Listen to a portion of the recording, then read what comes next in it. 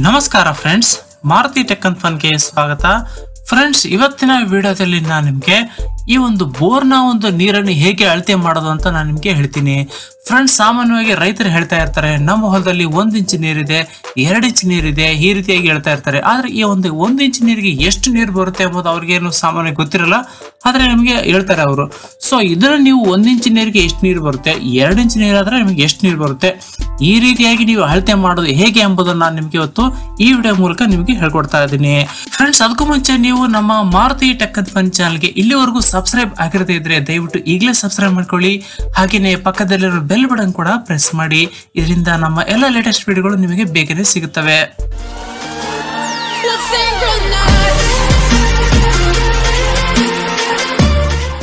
Friends, ಈ ಒಂದು ನೀರನ್ನು ಯಾವ ರೀತಿಯಾಗಿ ಅಳತೆ ಮಾಡ್ಬೇಕಂತ ಈಗ ನಾವು ನೋಡೋಣ.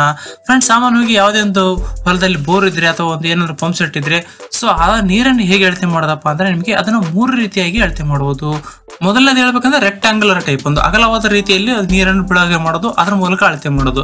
ಇನ್ನೊಂದು ಸಿಪೋಲೆಟ್ಟಿ ಮೂಲಕ, ಸೊ ಅಂದ್ರೆ ಈ ಒಂದು ಅಗಲವಾದ ಒಂದು ಯು ತರ ಒಂದು ಶೇಪ್ ಮಾಡಿ ಅದ್ರ ಮೂಲಕ ನೀರು ಬಿಡಿಸಿ ಅದ್ರ ಮೂಲಕ ಅಳತೆ ಮಾಡೋದು.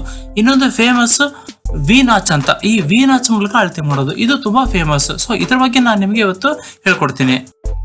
ಫ್ರೆಂಡ್ಸ್, ಈ ವಿ ನಾಚ್ ಮೆಥಡ್ ಏನಪ್ಪಾ ಅಂದ್ರೆ ನಿಮಗೆ ನೀರಿಗೆ ಅಡ್ಡಲಾಗಿ ಈ ರೀತಿಯಾಗಿ ಒಂದು ವಿ ತರ ಶೇಪ್ ನಲ್ಲಿ ಒಂದು ಏನೋ ಅಡ್ಡ ಆಗಿಟ್ಟು ಸೊ ಅದರ ಮೂಲಕ ಅಳತೆ ಮಾಡೋದು. ಇಲ್ಲಿ ಚಿತ್ರದಲ್ಲಿ ತೋರಿಸುವಂತೆ ಈ ರೀತಿಯಾಗಿ ಒಂದು ಉಪಕರಣಗಳ ನೀವು ಉಪಯೋಗಿಸಬಹುದು.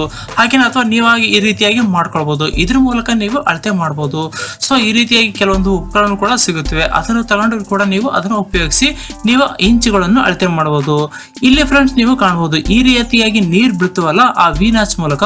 ಸೊ ಅದನ್ನ ಏನ್ ಮಾಡ್ಬೇಕು, ನೀವು ಇದನ್ನ ಇಂಚ್ ವೈಸ್ ನೀವು ಅದನ್ನ ಲೆಕ್ಕ ಮಾಡಬೇಕಾಗುತ್ತೆ. ಸೊ ಇಲ್ಲಿ ನಾನು ತೋರಿಸಿದ ರೀತಿಯಲ್ಲಿ ನೀವು ಒಂದು ವಿ ನಾಚ್ ಮೂಲಕ ನೀವು ಒಂದು ಉಪಕರಣ ಇಟ್ಕೊಂಡು ನೀವು ಅದನ್ನ ಮಾಡಬಹುದು. ಸೊ ಇಲ್ಲಿ 1 ಇಂಚು ನೀರು ನಿಮಗೆ ವಿ ನಾಚ್ ಮೂಲಕ ಹೊರಗೆ ಬಂದ್ವಿ ಅಂದ್ರೆ ನಿಮಗೆ ಪ್ರತಿ ಗಂಟೆಗೆ ನಿಮಗೆ 600 ಲೀಟರ್ ನಿಮಗೆ ನೀರು ಬಂದಿದೆ ಅಂತ ಅರ್ಥ. ಸೊ ಅದೇನಾದ್ರೆ ನಿಮಗೆ 2 ಇಂಚು ನಿಮಗೆ ತೋರಿಸ್ತಾ ಇದೆ ಅಂದ್ರೆ ನಿಮಗೆ ಪ್ರತಿ ಗಂಟೆಗೆ 3385 ಲೀಟರ್ ನಷ್ಟು ನಿಮಗೆ ನೀರು ಬರ್ತಾ ಇದೆ ಅಂತ ಅರ್ಥ. ಹಾಗೇನೆ ಅದು 3 ಇಂಚು ತೋರಿಸ್ತಾ ಇದೆ ಅಂದ್ರೆ ನಿಮಗೆ 9330 ಲೀಟರ್ ಪ್ರತಿ ಗಂಟೆಗೆ ಬರ್ತಾ ಇದೆ ಅಂತ ಅರ್ಥ. ಸೊ ಈ ರೀತಿಯಾಗಿ ನೀವು ಅಳತೆ ಮಾಡ್ಕೊಳ್ಬಹುದು. ಇದನ್ನ ನೀವು ಪರ್ಫೆಕ್ಟ್ ಆಗಿ ಅಳತೆ ಮಾಡೋಕೆ ಕೆಲವೊಂದು ಫಾರ್ಮುಲಾ ಕೂಡ ಇದೆ. ಫ್ರೆಂಡ್ಸ್, ನಿಮಗೆ ಚಿತ್ರದಲ್ಲಿ ಕಾಣಬಹುದು. ಈ ಫಾರ್ಮುಲಾ ಕೂಡ ಉಪಯೋಗಿಸಿಕೊಂಡು ನೀವು ಆ ನೀರಿನ ಅಳತೆಯನ್ನು ಪರ್ಫೆಕ್ಟ್ ಆಗಿ ಮಾಡಬಹುದು.